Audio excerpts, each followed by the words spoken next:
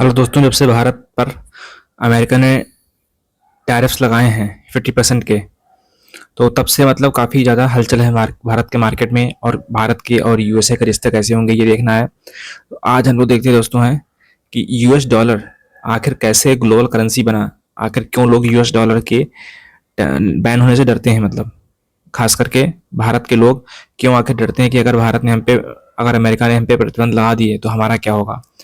तो समझते दोस्तों है कारण। ये जो फोटो देख रहे हैं आप, ये अमेरिकी डॉलर की है। और चलो देखते हैं दोस्तों है कि किस तरीके से क्या हुआ।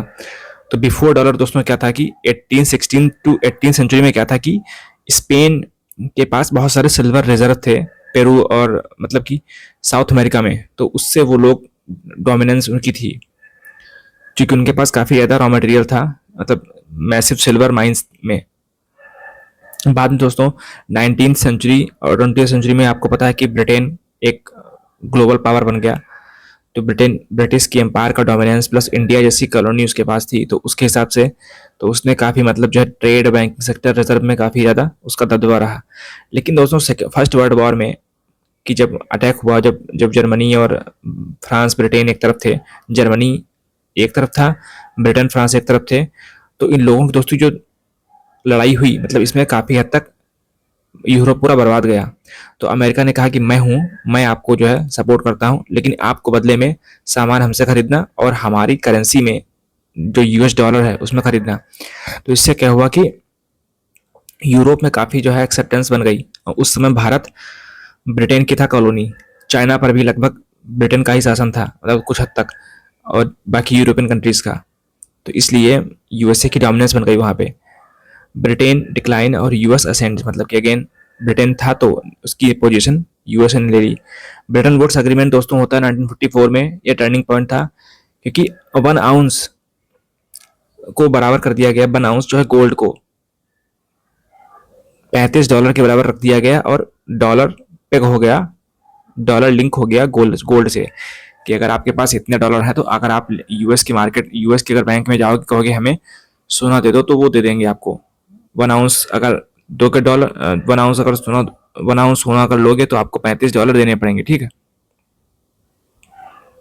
फिर मार्शल प्लान के जरिए यूएस ने काफ़ी हद तक यूरोप की जो है इंफ्रास्ट्रक्चर पे काफ़ी फाइनेंस किया, उनको पैसा दिया। तो इसलिए भी डॉलर्स काफ़ी हद तक मजबूत हो गया। और फिर दोस्तों आया 1971, निक्सन शॉक और एंड ऑफ गोल्ड ऑफ,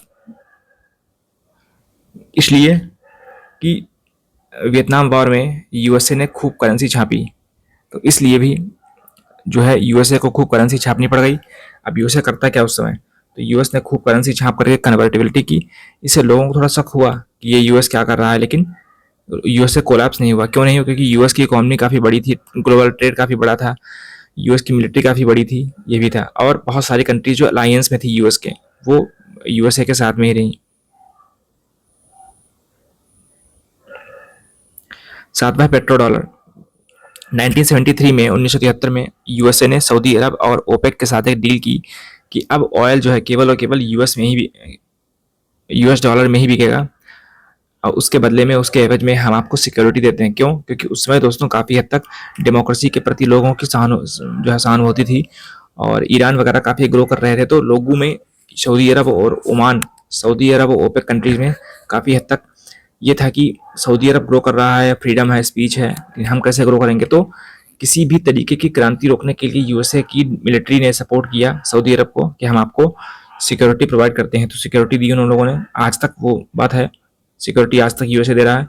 और फिर 1980 से 2000 में तक मल्टीनेशनल कॉर्पोरेशन जैसे कि माइक्रोसॉफ्ट वगैरह वगैरह, ये सारी जो है कंपनीज आई और इन्होंने डॉलर को काफ़ी इस्तेमाल किया, क्योंकि इनकी सर्विसेज काफ़ी अच्छी थी, इसीलिए कोई भी कंट्री इनको नकार नहीं पाई।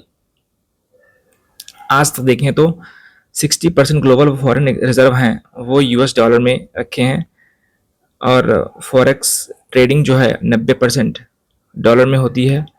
गोल्ड है, ऑयल है, मेटल है, फूड ग्रेन है, ये डॉलर में ही होते हैं। लेकिन कुछ कंट्रीज डॉलर के यूज़ के खिलाफ हैं, रसिया, चाइना, ईरान, ये काफ़ी खिलाफ हैं।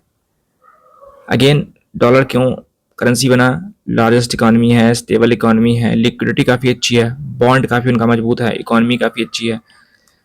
तो इसलिए मिलिट्री पावर काफ़ी अच्छी है, कोई कंट्री अटैक नहीं करेगा यूएसए को, ये इंश्योरेंस होता है लोगों के पास कि यूएसए को कौन ही अटैक करेगा। तो इसलिए भी एक डॉलर काफ़ी अच्छी करेंसी बन के हो रहा है। लेकिन काफ़ी अल्टरनेटिव भी आ रहे हैं, जैसे कि ब्रिक्स करेंसीज ने कहा कि हम हो सकता है कि हम एक करेंसी लॉन्च कर दें, ऐसा हो सकता है। तो ये भी एक कुछ कंसर्न्स यूएसए के हैं। तो आपको समझ में आ गया होगा कि किस तरीके से यूएसए कंट्रोल करता है पूरे मॉनेटरी सिस्टम को दुनिया भर के।